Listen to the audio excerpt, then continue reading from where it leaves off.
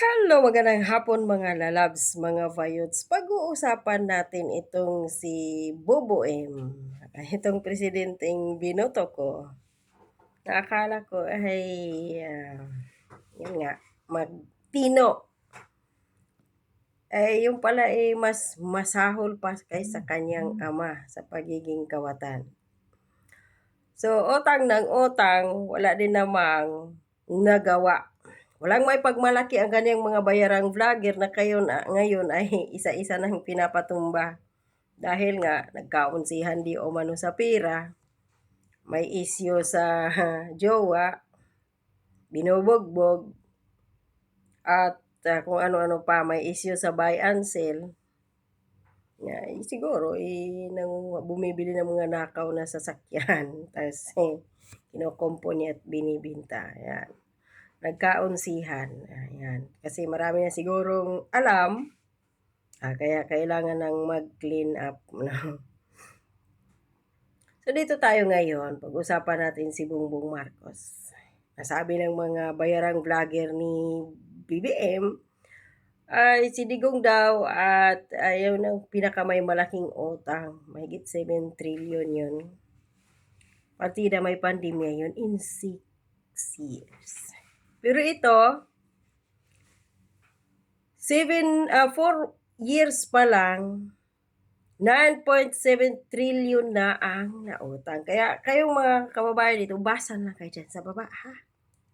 Dinaig pa ang mga dating presidente, 9.7 trilyong utang sa loob ng 4 na taon na itala ni Pangulong Marcos Jr., pinakamalaking nangutang sa nakalipas na 14 or 40 taon. 40 years. So, yun. Umabot ng 9.7 trillion ang kabuang o halagang inutang ng administrasyon ni Pangulong Ferdinand Marcos Jr. sa unang 4 na taon nito sa pwesto, ayon sa ulat ng Ibon Foundation. Batay sa pagsusuri ng grupo ito na ang pinakamalaking halaga ng inutang ng isang administrasyon sa loob ng unang 4 na taon ng panunungkulan kumpara sa mga naging pangulo ng bansa nakalipas na 4 na dekada. Dahil dito, muling umigting ang talakayan hinggil sa patuloy na pagtaas ng utang ng pamahalaan kasi wala man siyang source of income si Bongbong Marcos. Wala tayong mga investors na pumapasok na sa Pilipinas. Tapos ano pa? Wala tayong turista na pumapasok na sa Pilipinas dahil sa bad record ang kanyang administration. So ano yung mga records na yon?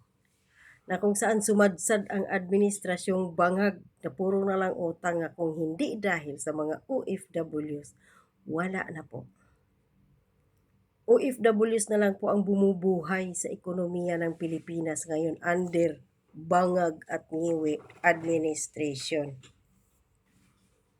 Kasi ang mga OFWs ay nagpapasok ng 10%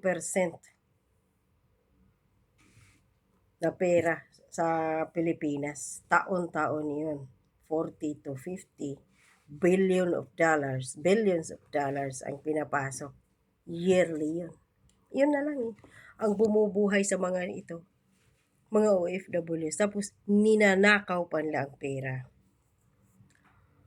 So, ayon sa mga ekonomista, karaniwang ginagamit ng pamahalaan ang pangungutang upang punduhan ang mga infrastruktura, serbisyong panlipunan at iba pang programa. Wala mang pinunduhang nagawa. Wala mang nagawang infrastructure si Bongbong Marcos maliban sa isang bagay. Yung barbed wire. Diyan malapit sa Malacanang yung ano nila dyan. Iniikot nila dyan ng mga barbed wire. Bakit? Kasi takot si Bongbong Marcos tuwing rally. Ayaw niya na mapasok ang Malacanang ng mga yung magnanakaw na to, iniikutan yung Malacanang ng barbed wire para hindi makapasok makapasok yung taong ninanakawan niya. Yon. Sino yon? Taong bayan. Natakot siya tuwing rally, baka papasok doon at mapatalsik siya. Ayan.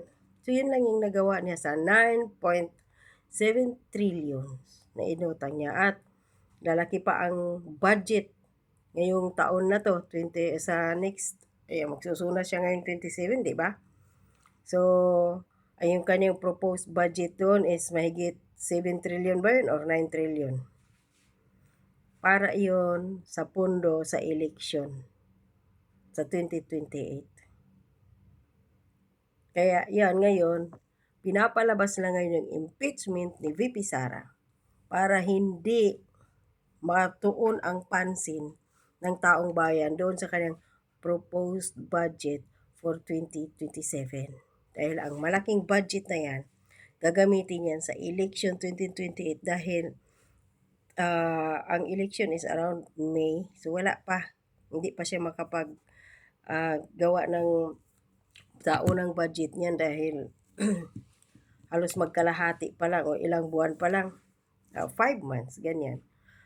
Ng 2028, mag-election na.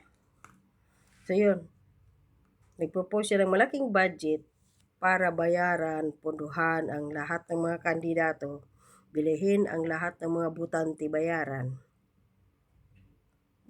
Isa na dyan yung mga ayuda-ayuda. Tapos papirmahin, ganyan.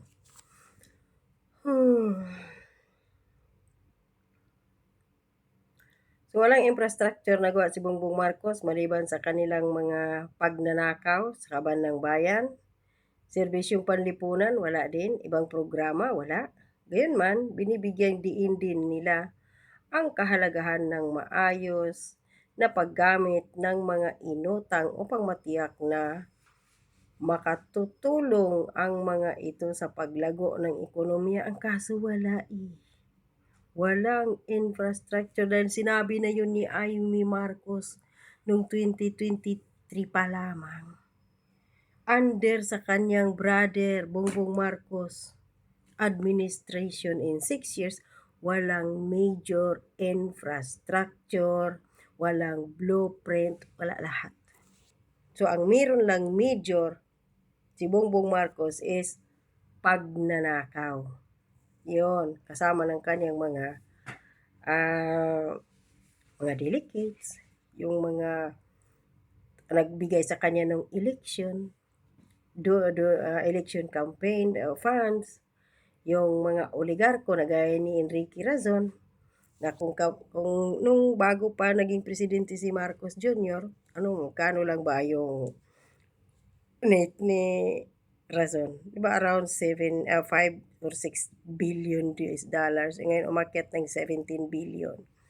Ayun, yumaman siya under Marcos Jr. Wala. Tapos ngayon naggira-gira dito sa Middle East.